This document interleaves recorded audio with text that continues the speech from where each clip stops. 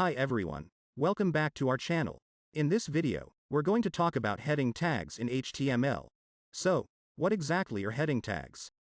Well, as the name suggests, they're used to create headings or titles for your web page content. They're important because they help organize and structure your content, making it easier for users and search engines to navigate and understand.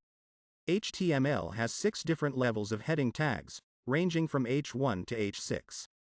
The H1 tag is the largest and most important heading, while the H6 tag is the smallest and least important. When using heading tags, it's important to use them in the correct order to ensure proper structure and hierarchy. Let's take a look at an example. Here's a website with different heading tags in use.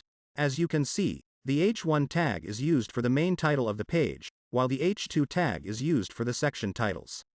The H3 tag is used for subsection titles, and so on. Here are some examples of how to use heading tags in your HTML code. As you can see, the H1 tag is used for the main title, while the H2 and H3 tags are used for section and subsection titles. Now, let's take a look at what happens when heading tags aren't used properly. Here's a website without any heading tags.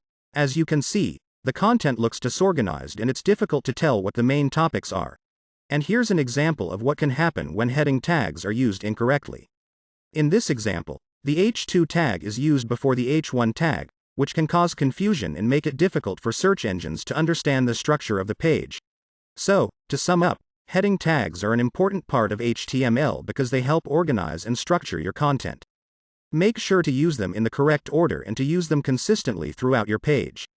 And remember, properly structured content is not only good for users, but it can also help improve your search engine rankings. Thanks for watching, and don't forget to subscribe to our channel for more web development tips and tutorials.